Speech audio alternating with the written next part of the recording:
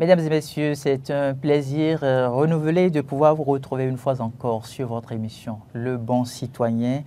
Aujourd'hui, nous aurons l'occasion de pouvoir apprécier ensemble le rôle que chaque citoyen doit pouvoir assumer dans la construction d'une nation responsable. Et dans un premier temps, nous allons pouvoir suivre la chronique du citoyen qui va porter sur le thème « Nul n'est censé ignorer la loi ». Cette chronique qui vous sera présentée par Mariano Gagné Arrossou, jeune juriste habitué de cette émission. Ensuite, nous allons pouvoir aborder la leçon de civisme qui portera sur la thématique « Le respect des lois de la République ». Et pour finir, comme d'habitude, nous allons pouvoir ouvrir notre débat du jour. La thématique « La citoyenneté active au service de l'unité nationale ». Et j'aurai dans ce studio pour la circonstance la participation de Sedami Agbouton. C'est un consultant, expert en leadership et conférencier. Il est auteur de plusieurs ouvrages et formateur certifié. Il sera accompagné de Madame Anne-Marie Passa-Kelbert, de nationalité camerounaise. Elle est naturopathe.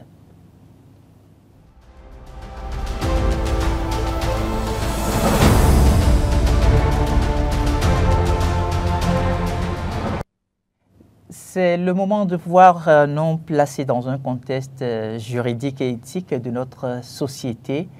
Et c'est bien sûr la rubrique, la chronique du citoyen qui s'ouvre. Mariano Gagné Arrossou, bonjour. Bonjour, monsieur le journaliste. La thématique que vous abordez, c'est « Nul n'est censé ignorer la loi ». Merci beaucoup. La loi n'a ni cœur ni émotion. Derrière les murs des prisons, nombreux sont ceux-là qui clament leur innocence, non pas de l'acte, mais de la connaissance. Pourtant, nul n'est censé ignorer la loi, dit-on. Une vérité implacable qui tombe comme un couperet. Chaque jour, des hommes et des femmes se retrouvent derrière les barreaux, non par malice, mais souvent par méconnaissance des lois qui régissent leur quotidien. L'ignorance, malheureusement, n'est jamais une excuse et ne sera jamais une excuse recevable face à la justice. Le célèbre adage « Nul n'est censé ignorer la loi » nous rappelle que la méconnaissance légale ne protège personne. La belle preuve, c'était un jeune citoyen qui, dans son ignorance, a enfreint la loi. Mais malgré sa bonne foi, son ignorance n'a pu le soustraire à la sanction. Que peut-on donc comprendre de ce principe? Tiré du latin nemo sensetur ignorare legem signifie que tout citoyen est présumé connaître les règles qui s'appliquent dans son état et ne peut se prévaloir de leur ignorance pour échapper à la sanction. Mais soyons honnêtes, peut-on vraiment connaître toutes les lois? Bien sûr que non. Cependant, on ne nous dispense pas et nous ne sommes pas dispensés de nous informer sur celles qui régissent nos actes quotidiens.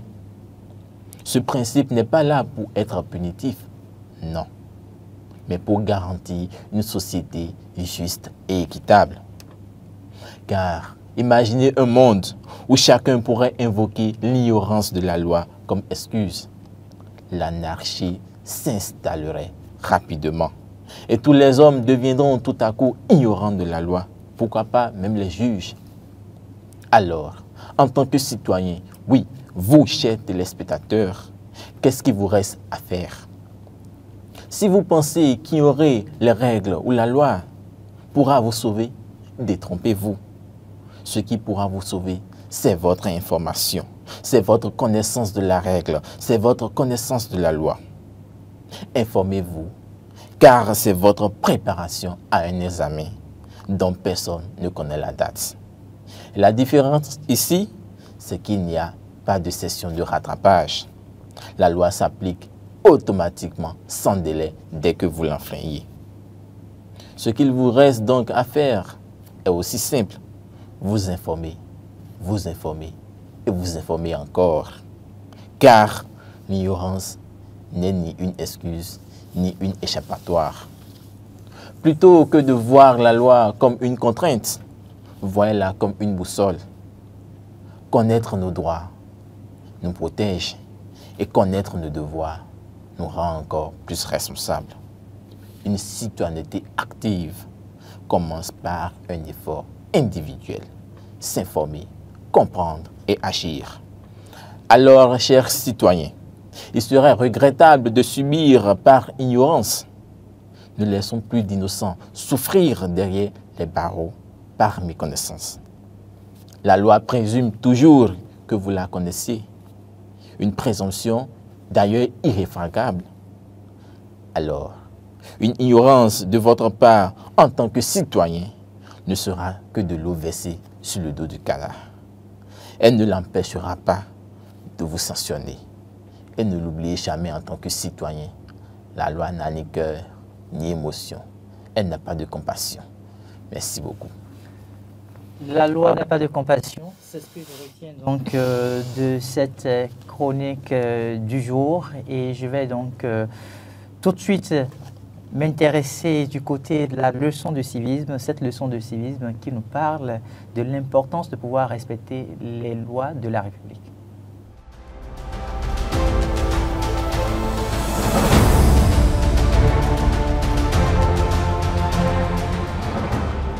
Respecter les lois de la République. Bonjour à tous. Aujourd'hui, nous allons parler d'un sujet qui nous concerne tous, le respect des lois de la République. Dans notre société, les lois jouent un rôle fondamental. Elles sont comme des règles de jeu qui nous permettent de vivre ensemble de manière harmonieuse et sécurisée. Mais pourquoi est-il important de respecter ces lois? Tout d'abord, les lois sont là pour garantir nos droits et nos libertés. Elles protègent notre vie, notre propriété et notre dignité. Par exemple, la loi sur la protection des mineurs vise à garantir un environnement sûr pour les enfants. Sans ces protections, certains d'entre nous pourraient être victimes d'abus ou d'injustices. En respectant les lois, nous contribuons à préserver ces droits pour nous-mêmes et pour les autres. Ensuite, respecter les lois, c'est aussi faire preuve de citoyenneté. Être citoyen, ce n'est pas seulement avoir des droits, c'est aussi avoir des devoirs. En obéissant aux lois, nous montrons que nous sommes responsables et que nous prenons au sérieux notre rôle au sein de la société. Ce respect des règles permet de créer un climat de confiance entre les citoyens et les institutions. Lorsque nous respectons les lois, nous encourageons également les autres à faire de même. Ensemble, nous construisons une société où règne l'ordre et la paix. Enfin, n'oublions pas que le non-respect des lois peut avoir des conséquences graves. Cela peut entraîner des sanctions, des amendes, voire des peines de prison. Mais, au-delà des conséquences juridiques, enfreindre les lois peut aussi nuire à notre réputation et à notre intégrité. Une société où les lois ne sont pas respectées est une société en désordre, où chacun agit selon ses propres intérêts, sans se soucier des autres. Cela peut mener à des conflits, à de la violence et à une perte de confiance dans les institutions. Respecter les lois de la République, c'est un acte de civisme essentiel. Cela nous permet de vivre ensemble, en paix, de protéger nos droits et de construire une société juste et équitable. Chacun de nous a un rôle à jouer dans cette dynamique. Soyons donc des citoyens responsables, respectons les lois et n'hésitons pas à agir pour les améliorer si nécessaire. Ensemble, nous pouvons faire de notre pays un endroit où il fait bon vivre. Merci de votre attention. Aujourd'hui, nous nous penchons sur la citoyenneté active et son impact sur l'unité nationale. C'est bien sûr à travers la thématique la citoyenneté active au service de l'unité nationale. Et pour en débattre, j'ai dans ce studio Sedami Agbouton. C'est un consultant, expert en leadership, conférencier, auteur de plusieurs ouvrages et formateur certifié. Il est le président de l'Académie du leadership au Bénin. Sans doute cette académie qui va s'étendre dans toute l'Afrique bientôt. Monsieur Agbouton, bonjour. Bonjour, Hector. C'est un plaisir de vous retrouver sur ce plateau. C'est un honneur d'être avec vous. Alors, en face de vous, nous avons Madame Anne-Marie Passac-Elbert. Bonjour. Bonjour, Hugues. Je rappelle que vous êtes thérapeute. Vous êtes donc dans ce studio pour partager avec nous votre conception sur la notion de la citoyenneté active au service de l'unité nationale. Je vais commencer tout de suite avec Monsieur Agbouton. Dites-nous, quelle est la signification que vous donnez de façon globale de ce qu'est l'unité nationale? Merci, Hector. Merci encore de me recevoir sur ce plateau. C'est un honneur de pouvoir discuter de ce sujet qui est essentiel. Lorsqu'on parle d'unité nationale, c'est tout ce qui rassemble les citoyens d'un pays, qui leur permet d'être en harmonie, en cohésion, qui, malgré leurs divergences ethniques, politiques ou religieuses, sont capables de concilier leurs forces pour régler des défis qui sont communs. Et c'est cela qui représente un pilier essentiel pour la cohésion sociale et le développement économique d'un pays. Est-ce que vous avez aujourd'hui idée de ce que pourraient représenter des défis auxquels les populations seraient confrontées en vue de pouvoir faire respecter l'unité nationale, parce que de plus en plus au niveau de l'Afrique, on parle d'effritement de cette valeur? C'est une question pertinente. Vous savez, les défis sont multiples, surtout dans notre sous-région et dans notre pays en particulier. Outre la question de la pauvreté et du niveau de vie relativement bas des populations, nous avons des actualités qui sont relatives à la stabilité sécuritaire au nord du pays.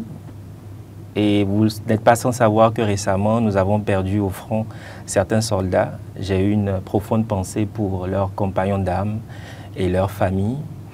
Nous avons également la question de la polarisation politique, et qui, en tant que citoyen, aujourd'hui m'interpelle au lendemain de, on va dire, de l'explication du TOFA, qui aujourd'hui est de plus en plus médiatisé. Et j'estime que lorsque vous mettez de la lumière sur quelque chose, c'est parce que vous avez envie d'attirer de l'attention dessus. Et lorsqu'on nous explique ce TOFA-là en nous disant qu'au sein de notre pays, nous avons des compatriotes qui pourraient faire des alliances pour déstabiliser le pays, vous avez des interprétations de part et d'autre qui, selon moi, pourraient, lorsque ces paroles ou ces explications sont mal interprétées, menacer la cohésion de l'unité nationale. Et qu'est-ce qu'on pourrait faire dans ce cadre précis pour préserver la quiétude et puis la paix? Je pense que le dialogue est quelque chose de très important. Peu importe nos divergences politiques, ethniques, religieuses, la patrie doit être au-dessus de tout.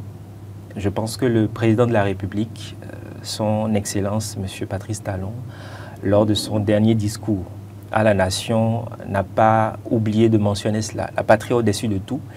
Et nous devons comprendre que nous n'avons qu'un seul pays et que même si nous avons des divergences, nous devons être en mesure de nous mettre au-dessus de tout cela, de nous asseoir, de discuter, de trouver des solutions concrètes pour nous-mêmes et pour les générations futures. Madame Anne-Marie Passac-Elbert, vous n'êtes pas de nationalité béninoise et pourtant vous demeurez africaine. Est-ce que vous avez le sentiment qu'aujourd'hui, tel que M. Agbouton l'a dit, la diversité culturelle, ethnique et autres doit pouvoir constituer une richesse pour nos différentes communautés, ou ça doit pouvoir les conduire à faire effriter le sens de l'unité nationale? Merci, Monsieur Hugues. Je pense que la diversité culturelle, religieuse devrait plutôt mener à bien pour l'équilibre de la nation et que les sociétés devraient plutôt être unies ensemble pour un savoir-vivre commun, étant donné que la diversité est une richesse. Il est hors de question que les diversités d'opinions religieuses et culturelles entraînent plutôt une fragmentation de notre nation. Donc l'unité nationale passe par un savoir-vivre en commun. La divergence d'opinion est une force. Et donc je rejoins M. Aboton qui disait tantôt que quelles que soient les différences, les divergences que nous pouvons vivre dans nos sociétés, il serait bon de mettre tout cela en commun pour une meilleure vie ensemble. Est-ce que ce n'est pas une façon d'idéaliser l'humanité? Est-ce que c'est toujours aisé de donner d'intérêt à la divergence d'opinion? Je pense plutôt que ce n'est pas une façon d'idéaliser, c'est une réalité. Puisque nous vivons cela de façon concrète, ce sont des expériences que nous faisons au jour le jour. Et la réalité fait qu'on se rend compte qu'il faut absolument se mettre ensemble, quelles que soient nos différences, pour l'unité nationale. Le patriotisme avant tout, la patrie avant tout. Donc nos différences devraient plutôt renforcer notre vivre en commun. Et à quel moment peut-on travailler à faire naître cette notion d'unité nationale? Vous êtes femme. Est-ce que c'est déjà dès le bas âge qu'il faut commencer cette formation-là, ou est-ce que c'est à l'école? Est-ce que c'est la rue qui s'en occupe? Et vous savez, on dit chez nous que l'enfant naît d'une femme et ce n'est que dans le ventre de sa mère qu'il appartient à la maman. Alors l'État permet à nos jeunes enfants de se scolariser, d'être éduqués. Et le complément, c'est à la maison. En tant que parents, nous devons compléter cette éducation qu'ils reçoivent à l'école. Et savoir orienter les enfants est important pour l'avenir. Et puis la qualification plus tard, donc à l'âge adulte, permet aussi d'avoir des jeunes gens responsables pour gérer la nation. Donc l'éducation commence très tôt et se poursuit. On n'arrête pas de s'éduquer. Éduquer, c'est comprendre. Et on comprend au fur et à mesure, à chaque étape d'évolution. Monsieur Aboton, vous êtes un formateur certifié, vous donnez suffisamment de communication. Est-ce qu'il vous arrive de rencontrer des acteurs politiques? Est-ce qu'il vous arrive de discuter des questions d'unité nationale avec eux? Et pour la plupart du temps, qu'est-ce que vous entendez dire? Alors, c'est vrai qu'il m'arrive très souvent de ma position de rencontrer des dirigeants, qu'ils soient politiques ou non. Okay. Je pense que la question de l'unité nationale préoccupe tout le monde, aujourd'hui encore plus à la veille on va dire, des échéances qui sont très importantes pour notre pays. Je pense que le discours est unanime. Nous n'avons qu'un seul pays et nous devons faire en sorte que tout se passe bien. Est-ce qu'il y a cette forme de leadership qui se traduit à partir des paroles que vous entendez? Est-ce qu'il y a des actes concrets qui suivent? Ou quand on se retrouve pratiquement la veille des élections, tout le monde crie à l'unité nationale, tout le monde crie à la consolidation de la paix. Est-ce que vous n'avez pas le sentiment que parfois nous sommes emportés par l'élan électoraliste? Oui, c'est normal qu'on soit emporté par cet élan-là. Vous savez que c'est la première fois, on va dire, dans notre pays que l'environnement politique est aussi incertain à la veille des élections. Donc c'est une question qui préoccupe tout le monde et je pense que le message est clair de la part de nos dirigeants, c'est un appel au calme. Le moment viendra où on parlera des questions politiques et je pense que l'unité et le respect de la patrie doit être au-dessus de tout. Et je pense que nos dirigeants aujourd'hui l'ont compris, que ce soit des actes qui sont faits en privé ou en public. On attire notre attention surtout sur toutes les démarches que nous devons faire en tant que patriotes, en tant que citoyens. toutes les responsabilités que nous devons prendre en nous sensibilisant sur l'importance d'aller au vote, l'importance de participer aux échéances électorales, l'importance de nous intéresser, de nous informer sur des questions d'ordre social et politique, parce que ça nous engage. En tant que citoyens, en tant que jeunes encore plus, nous avons la responsabilité d'apporter notre pierre à l'édifice. Madame Passac-Kelbert, on entend souvent dire à la veille des élections, ce qui se fait, ça les concerne. Est-ce qu'aujourd'hui, au nom de l'unité nationale, on peut quand même prendre l'engagement d'aller au vote? Oui, le vote est un devoir de citoyen. C'est une obligation d'aller voter, quels que soient les idéaux que l'on a. Je pense que les citoyens devraient se lever et aller voter. C'est une obligation. Maintenant, si le candidat n'est pas de ma région, oui. Si je n'ai peut-être pas quelqu'un qui est de mon ethnie, est-ce que j'ai un intérêt particulier à pouvoir voter? Ici, ce n'est pas une question de tribalisme, c'est pour l'intérêt de la nation. Voter, choisir un dirigeant fait partie des devoirs du citoyen. C'est pour le bien de la communauté. Donc, on n'a pas à aller voter parce que tel n'est pas de ma tribu. Non, non, non. Excusez-moi. C'est pour l'intérêt de la nation. Il faut aller voter, peu importe la tribu du candidat. Ce qui importe, c'est qu'est-ce qu'il va faire, quel est le projet, quelle est la vision que le candidat a et quel est son programme d'action pour la gestion du pays après. Donc, mais quand nous avons, par exemple, des leaders qui, fondamentalement, ne parviennent pas à encourager les citoyens à participer activement à la vie de la communauté, est-ce que le citoyen, à des moments donnés aussi, ne peut pas rebrousser chemin? Et des dirigeants qui ne... J'ai pas bien sûr. À partir de leurs actes, oui. N'accompagnent forcément pas ou n'encouragent forcément pas les citoyens à pouvoir participer activement à la vie de la communauté. Je pense que les candidats ont toujours un programme à proposer et selon l'intérêt de la nation, les citoyens doivent être portés à voter. Ne pas rester, ne pas le faire, c'est ne pas participer à l'activité politique de son pays.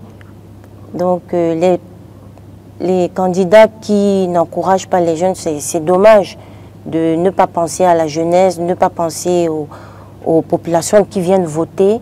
Donc il faudrait que les programmes soient quand même mis en avant et que les jeunes soient encouragés, motivés à aller voter pour le bien de la nation. Monsieur Agoton, je vous pose la même question. Comment est-ce que les dirigeants, de leur côté, peuvent aujourd'hui encourager notamment la jeunesse à pouvoir davantage participer et de façon active à la vie de la communauté? J'ai envie de reformuler la question en disant comment les dirigeants doivent-ils encourager les populations à participer activement Allons-y alors. Vous savez, c'est de leur responsabilité de le faire. Ça, on est bien d'accord, par des campagnes de sensibilisation. Je pense qu'on a dépassé dans notre pays les questions de personnes. Aujourd'hui, nous allons voter pour un candidat parce qu'il porte des idéaux qui nous correspondent et qui surtout sont focalisés sur l'intérêt de la nation. Donc par des campagnes de sensibilisation, les dirigeants doivent montrer à la jeunesse, montrer à la population que c'est de sa responsabilité d'élire les dirigeants qui vont défendre ses intérêts. Ensuite, une autre façon de motiver les citoyens à participer à la vie politique dans leur pays, ou du moins une autre façon de motiver les citoyens à participer à la vie communautaire de leur pays, c'est d'encourager les actions sociales, les actions communautaires par les jeunes et par les femmes, en leur donnant les moyens et surtout en élaborant un système de reconnaissance pour valoriser les efforts de ces personnes-là qui ont compris l'importance de participer à bâtir une cité solide. Donc, outre les actions de sensibilisation, on peut envisager des actions de reconnaissance publique pour les personnes qui participent à la cohésion sociale, au développement économique de la patrie. Comment on peut bâtir une société solide, puisque l'expression vient de vous? Une société solide, on l'a bâtie en créant un système, en concevant des lois qui prennent en compte les intérêts de la patrie. On ne peut pas mener un bateau à bon port si on n'a pas un bon commandant du navire qui sait tracer le chemin. Et les lois, les programmes d'action sont, on va dire, des boussoles qui permettent aux dirigeants de mener les citoyens vers une vision qu'ils leur ont communiquée au départ. Donc, c'est en ayant des systèmes solides, en ayant des lois solides, en ayant des institutions fortes que nous pouvons réussir à bâtir une nation solide. Est-ce que les jeunes même sont assez prêts, assez engagés à poursuivre cette marche d'éducation à la citoyenneté? Est-ce que vous avez le sentiment, quand vous faites le tour des États africains, que les jeunes sont effectivement prêts? Je pense que la jeunesse africaine d'aujourd'hui a compris qu'elle doit prendre charge de sa vie. La jeunesse africaine a compris, la jeunesse de notre pays a compris. Nous avons des jeunes qui ont des initiatives, qui n'attendent pas forcément les pouvoirs publics du sponsoring pour agir. Il n'y a pas si longtemps que ça, en décembre dernier, j'ai participé à une action d'une organisation magnifique de jeunes qui s'appelle l'ONG Shine Together, qui fait le Shine social, pour venir en aide aux enfants en situation de rue et aux jeunes filles victimes d'abus. Ce sont des jeunes qui se mettent ensemble, qui mettent leurs maigres ressources ensemble pour avoir un impact dans la société. Donc je pense que la jeunesse a compris aujourd'hui. Elle n'est plus dans les débats futiles qui consistent à s'accrocher à un leader parce qu'il est trop charismatique ou parce qu'il parle bien. Nous avons besoin de solutions concrètes à nos défis. Voilà. Madame Passa Kelbert, est-ce que du côté des femmes, si je reviens sur la même question, vous êtes suffisamment prête à pouvoir agir quand on s'intéresse un peu à votre couche sociale au niveau de l'Afrique? Oui, les femmes sont très impliquées dans l'action politique et de plus en plus les femmes défendent leurs intérêts. Elles veulent se faire entendre, elles veulent se sentir impliquées dans les affaires de la nation. Donc les femmes, elles sont prêtes, elles ont toujours été prêtes. Et je reviens pour appuyer ce que M. Aboton disait. Les jeunes sont très impliqués, ils attendent. Les jeunes attendent les ouvertures parce qu'ils ont beaucoup d'innovations et attendent d'être pris en compte aussi pour exprimer ce qu'ils sont capables de faire. C'est parce que parfois les jeunes se sentent délaissés, qu'il y a parfois des fuites de cerveau. Les jeunes ont tendance à vouloir partir du pays parce qu'ils sentent qu'ils sont pas... Ils ne se font pas intéresser par les pouvoirs publics, on ne leur tend pas la main, on ne leur donne pas l'occasion de s'exprimer, de montrer ce dont ils sont capables. Et beaucoup se ruent sur certains réseaux sociaux pour gagner de l'argent facilement en racontant n'importe quoi, en injuriant des gens pour pouvoir gagner leur vie. Donc il faudrait que les jeunes soient impliqués dans la vie politique pour un meilleur développement de la nation. Est-ce qu'on peut tout attendre de nos dirigeants? Les dirigeants ne peuvent pas tout faire, mais il faudrait qu'il y ait des programmes d'accompagnement, des actions collectives qui impliquent les jeunes. Et lorsqu'il y a ces programmes mis à leur disposition, vraiment les jeunes vont montrer de quoi ils sont capables parce qu'il y a des talents en état latent qui attendent d'être exprimés et l'État ne pourra pas tout faire pour eux.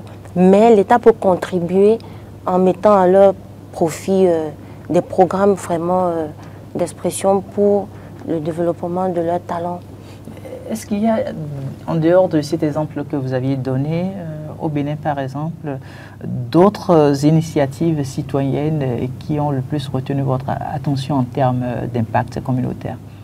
Oui, bien sûr, il y en a une pléthore. Je pense qu'on peut faire toute une émission juste en parlant des initiatives des jeunes. Nous avons beaucoup de jeunes qui initient par exemple des campagnes de nettoyage pour lutter contre les déchets plastiques. Nous avons une personne qui est assez connue, qui, avec son sachet Relou, qui a son impact dans notre communauté. Il y en a beaucoup d'autres qui font dans des actions sociales en faveur des couches vulnérables, des populations démunies, des actions scolaires qui sont réalisées. Et il y en a beaucoup. Ce qu'il faut retenir, c'est qu'il y a une jeunesse qui est engagée, qui a compris qu'elle doit se mettre en action, même si on ne lui donne pas la parole, qu'elle doit se créer des opportunités pour elle-même et marquer l'histoire de son pays. Madame Passa-Kelbert, les jeunes, vous venez de les défendre. De plus en plus, ils prennent la parole. Les moyens qu'ils utilisent, ce sont les plateformes numériques. L'Internet donne le pouvoir de la parole à tout le monde. Mais est-ce que cette jeunesse, elle est assez consciencieuse? Est-ce qu'elle comprend effectivement son rôle au cœur de la société? Justement, les jeunes ont compris qu'ils ont un rôle à jouer au cœur de la société pour contribuer au développement. Seulement qu'il faut un encadrement et pourquoi pas des censures. Il y a une sorte de libertinage numérique qui fait que des jeunes, éduqués ou pas, ont accès à l'expression, à la communication. Excusez-moi. Oui.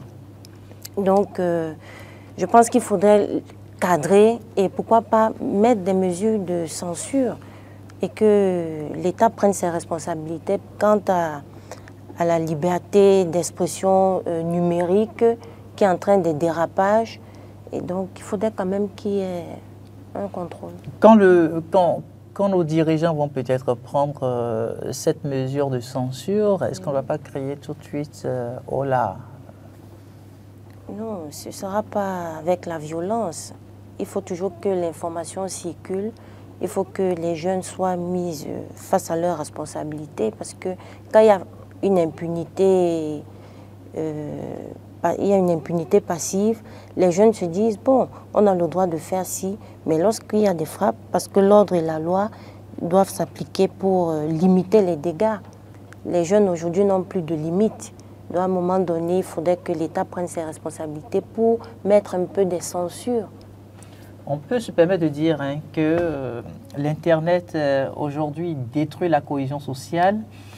Monsieur Abouton, est-ce que vous partagez le même sentiment que Madame Anne-Marie Passa-Kelbert qui trouve qu'il faille aller à la censure et que les dirigeants puissent prendre leurs responsabilités, puisque la couche qui est la plus concernée, c'est la jeunesse? Ce qui est sûr, c'est qu'il faut des mesures fortes. Je pense qu'il n'y a pas si longtemps que ça, une histoire a fait polémique d'une personnalité très connue qui proposait même que TikTok soit bloqué à partir de 20h. Alors, chacun a son avis sur la question. Je pense que Internet a donné la parole à tout le monde, mais même pour protéger cette jeunesse-là, il faut prendre des mesures fortes. Parce que beaucoup arrivent sur Internet sans être suffisamment informés, sans être suffisamment éduqués et disent des choses qui peuvent impacter ou influencer d'autres personnes qui n'ont pas la même culture, la même influence, on va dire, même niveau d'information qu'eux. Et donc, ce sont des choses qui peuvent perturber l'unité nationale puisque rapidement, avec les réseaux sociaux, des contenus, on va dire,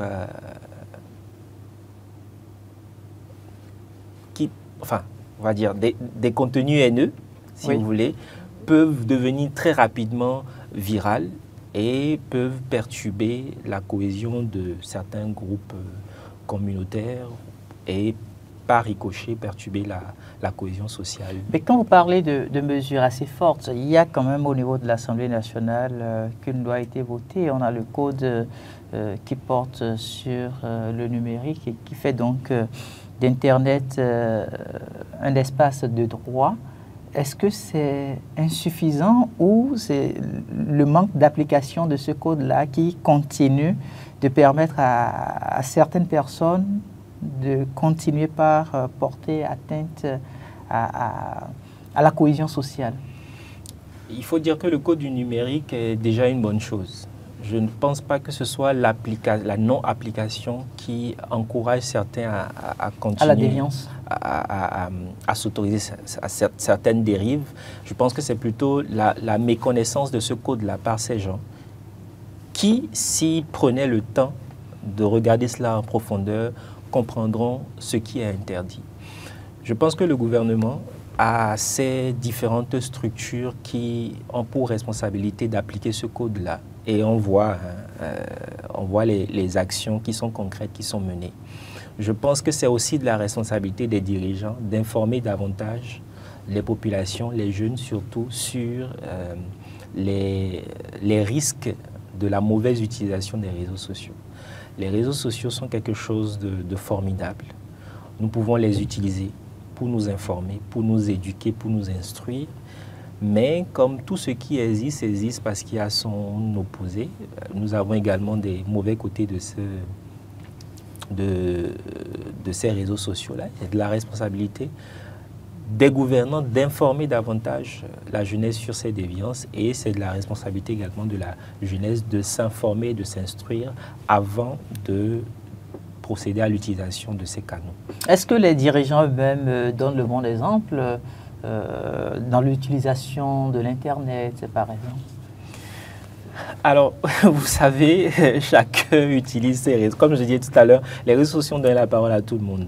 Je pense que beaucoup de dirigeants sont conscients, en tout cas ceux qui ont de l'impact, de l'influence de la jeunesse, ont des personnes qui s'occupent de leur image, des personnes qui s'occupent de leurs réseaux sociaux. C'est ce que font les bons dirigeants. Il y en a d'autres qui pensent que, continuent de penser que l'utilisation des réseaux sociaux est à la portée de tout le monde et refusent de se faire accompagner par des professionnels pour définir un cadre par rapport à ce qu'ils écrivent, ce qu'ils publient, pour justement prévenir toutes ces déviances-là dans la jeunesse. Donc je pense que la grosse partie des dirigeants aujourd'hui ont compris qu'il est important d'avoir une image publique soignée, de se faire accompagner par des professionnels pour éviter justement que sur leur page ou sur les différents canaux qu'ils puissent être des initiateurs de polémiques ou de conflits divers. Madame Passac-Hilbert, chez vous, puisque je l'annonçais en début d'émission, vous n'êtes pas de la nationalité béninoise. Est-ce qu'il est aussi aisé de vivre le sens de l'unité nationale et quels ont été les défis auxquels votre nation s'est retrouvée confrontée? Je précise que ma nationalité béninoise est en cours. D'accord. Oui, vous savez, ce n'est pas toujours facile de parler de son pays à l'extérieur parce que ce qui se vit là-bas, c'est tout autre chose. C'est des réalités que l'on peut vivre sur les réseaux sociaux. Et c'est très, très difficile de parler de la cohésion sociale au Cameroun en ce moment, vu les tensions dans le nord-ouest, à l'extrême nord du Cameroun, et vraiment des problèmes sociétaux très, très mis en avant sur la société et qui fragmente la société camerounaise et déséquilibre un peu l'espoir même des populations, vu les prochaines élections qui s'annoncent, les tensions qui vont avec.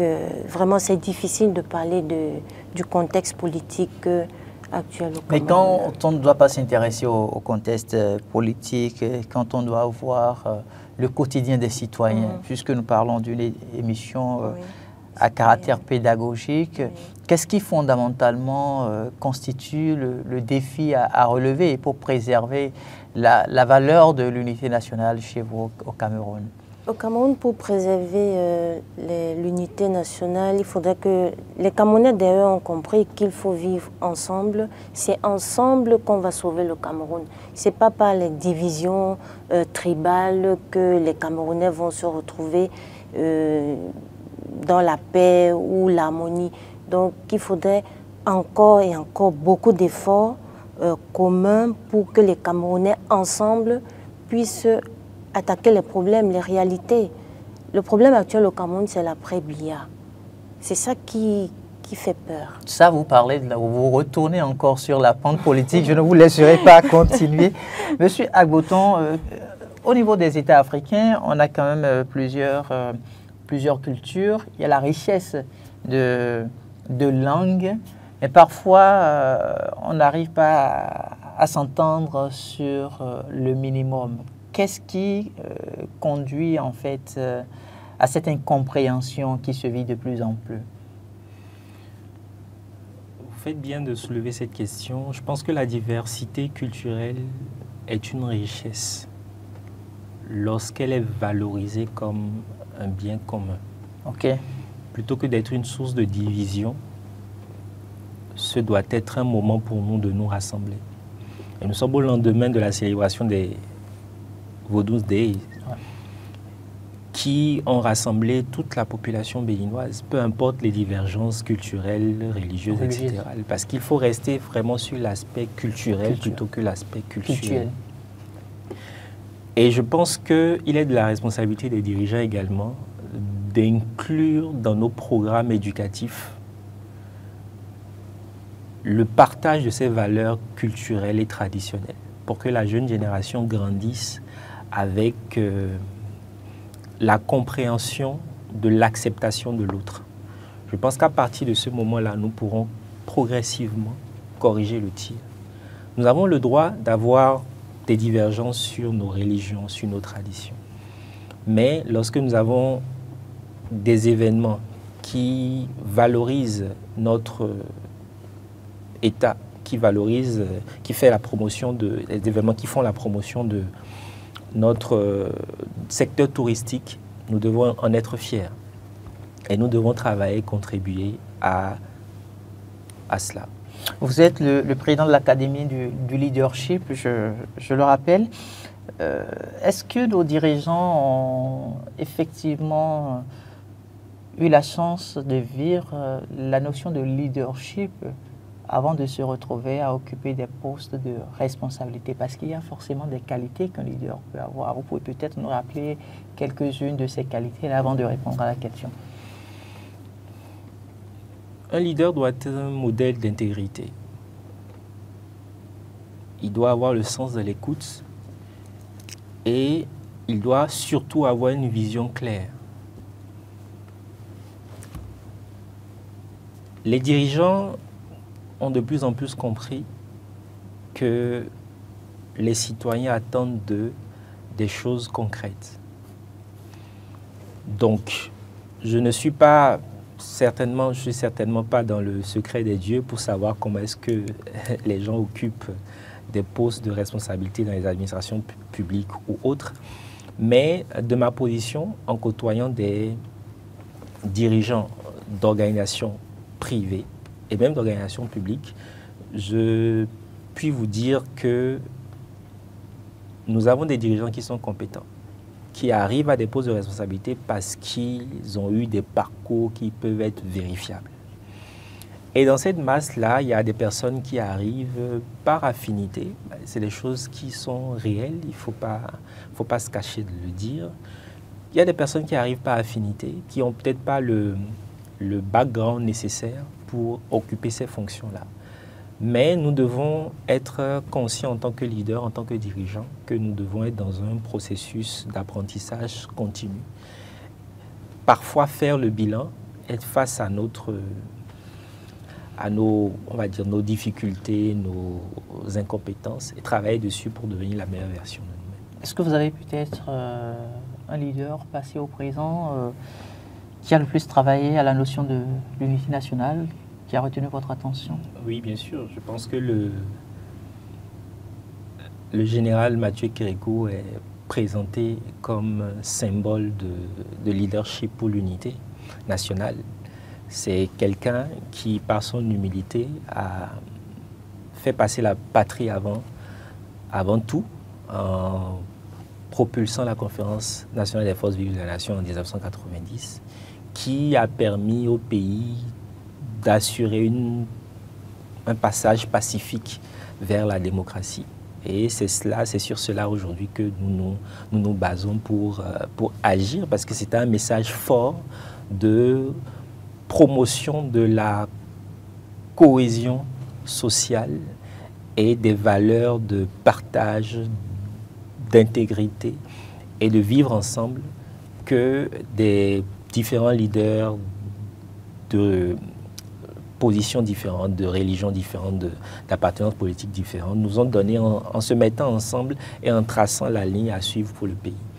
Madame Anne-Marie Passa-Kelbert, vous êtes naturopathe, vous êtes également leader de communauté. J'ai cherché à comprendre quelques qualités du côté de M. Agboton par rapport aux leaders dans la société. Il m'a parlé de l'intégrité, il m'a parlé de l'écoute, il m'a parlé également de la vision. Est-ce que vous pouvez nous rajouter quelques qualités? Oui, un bon leader doit avoir du charisme aussi et l'écoute, surtout l'écoute, et donc être très proche des communautés dans lesquelles il intervient. Mais aussi un leader, c'est quelqu'un qui doit prendre en compte les problèmes de société et avoir une vision pour apporter des solutions. Est-ce qu'aujourd'hui, un leader présent ou passé a retenu votre attention en dehors de l'exemple du général Mathieu Kérékou, ancien président de la République du Bénin? Un leader... Vous n'avez peut-être pas un nom sous la main? Pour le moment, aucun nom ne vient à l'esprit. D'accord. On est en train donc de tendre progressivement, assurément vers la fin de cette émission. Je vais vous poser une dernière question. Dites-nous de façon concrète, comment est-ce que le citoyen doit pouvoir préserver l'unité nationale? Merci bien. Le citoyen, pour préserver l'unité nationale, doit être très objectif et en toute action se dit que c'est pour la nation, c'est pour l'intérêt de la nation. Les intérêts de la nation devraient passer avant les intérêts personnels.